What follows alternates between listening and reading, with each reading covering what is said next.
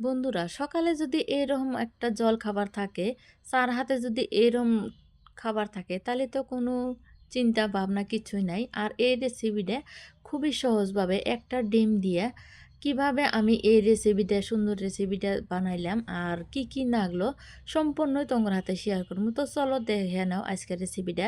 আর তোমার কাছে আশা করছি যে রেসিপিটা তোমরা সম্পূর্ণই দেখবা, একদম ফার্স্টের থেকে লাস্ট পর্যন্ত দেখবা। তো চলো, আমি এখানে মাত্র একটা ডিম নিছি। তো তোমরা চাইলে কম বেশি করে নেওয়া পারো। যার যে পরিমাণে লাগবে ওই পরিমাণ অনুযায়ী ডিম দিলে হইলো। তো আমি একটা ডিম দিয়ে বানামু। যেহেতু আমি কম খরচের মধ্যে বানামু ওই জন্যই একটা ডিম নিলাম। তো একটা ডিম দেওয়ার পরে দিয়ে দিলাম কিছু কাঁচামরিচ কুচি। এখন দিয়ে দিলাম আমি পেঁয়াজ কুচি। পেঁয়াজগুলো ছোট, ছোট করে রাখছিলাম ওইনা দিলাম। আর দিয়ে দিলাম টমেটো। টমেটোটাও খুবই ছোট, ছোট করে কাইটা নিছি। এখন দিয়ে দিলাম আমি স্বাদ মতো নুন। এখন দিয়ে দিলাম আমি কাঁচা জিরা। আর এই জিরাটা এই জন্য দিলাম যে দাঁতের মধ্যে পুড়লে জানি সুন্দর একটা ফ্লেভার আসে, তার জন্য দিয়ে দিলাম। আর দিয়ে দিলাম সামান্য কিছু ধনিয়ার পাতা। দিয়ে ভালো করে এটা মাখায় রাখবো, মানে মিক্স করে রাখবো। অনেকক্ষণ সময় মিক্স করলে ভালো হবো, মানে পেঁয়াজগুলো অল্প দলা দলা আছে যাতে একদম একটা একটা হয়ে যায়, ওই অবস্থা করে নিয়ে রাখবো। কিছু সময় মাখানোর পরে এরম হয়ে গেছে। এখন দিয়ে দিলাম আমি বেসন। আর ডিমের পরিবর্তে খালি বেসন দিয়েও কিন্তু বানানো যাবো। আমি যে বস্তুগুলো দিলাম ওই বস্তু দিয়ে খালি বেসন দিয়েও ভাজা যাবো। কিন্তু আমি এখানে একটা ডিম দিলাম আর সামান্য পরিমাণে বেসন দিলাম। বেসনের পরিমাণটা কমই দিলাম। যেহেতু আমি একটা ডিম দিছি। আর চাইলে বেসনের যদি গোলাটা যদি মানে ঘন হয়ে যায় তাহলে অল্প পানি দিয়ে নিলে হইলো। আমি সামান্য পানি দিছি, পানিটা তো করে দেখাই নাই। তো যাই হোক, সুন্দর একটা ব্যাটার বানা নিলাম পাতলা করে। তো এখন একটা করে ব্রেড দিমু আর চুবামু, মানে এপিট ওপিট কইরা ডিমের যে অংশটা আছে ওইটা ভালো করে মাহায়া নিয়ে তার বাদে ভাজা নাগবো। এমরা তাওয়াটা গরম হয়ে গেছে। আমি দিয়ে দিলাম পর্যাপ্ত পরিমাণে সর্ষের তেল।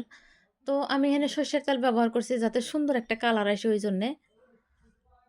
তো তাওয়াটা গরম হয়ে গেছে গায়ে, এখন দিয়ে দিলাম আমি ব্রেড। ব্রেড দেওয়ার পরে এই যে টমেটো আর পেঁয়াজ কুচিগুনা যে আছে সুন্দর করে দিয়ে রাখবো যাতে সুন্দর দেখা যায়। আর খালি সুন্দরও দেখা যাবে না, যাতে খাতেও ভালো লাগে ওই হিসাবে দিয়ে রাখবো।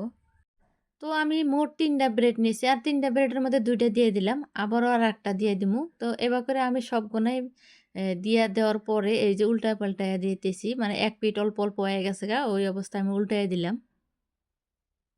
আর এই রেসিপিটা তোমরা কারা, কারা খাইছো আমাকে অবশ্যই কমেন্টের মধ্যে জানাবা।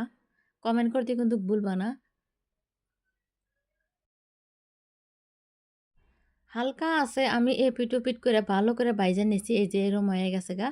আরো ভালো করে নিয়ে রাখবো যাতে ডিমের যে একটা কাঁচা গন্ধ আছে ওইটা যাতে না থাকে। আর ভিতরে কিন্তু যাতে কাঁচা না থাকে ওইরকম করে নিয়ে রাখবো। তো আমার সম্পূর্ণ ভাজা হয়ে গেছে গা। এখন আমি একটা প্লেটের মধ্যে নামায় নিতেছি। এই রেসিপিটা বানান খুবই সহজ, যে কেউ বানান পারবো। আর যারা যারা বানান পারো না কিন্তু আমার রেসিপিটা দেইহা বানায় খাইয়া দেহ, খুবই ভালো লাগবো। আর এটা সবাই পছন্দ করে, ছোট থেকে বড় সবাই পছন্দ করে এই রেসিপিটা।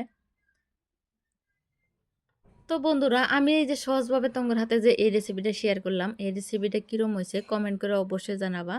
আর যদি তোমার এই ভিডিওটা ভালো লাগে তাহলে অবশ্যই একটা সাবস্ক্রাইব করে দিবা। তো আজকের মতো বিদায় নিতেছি, আবারও আসবো কোনো নতুন রেসিপি নিয়ে। ততটাই তোমরা সুস্থ থাকো, ভালো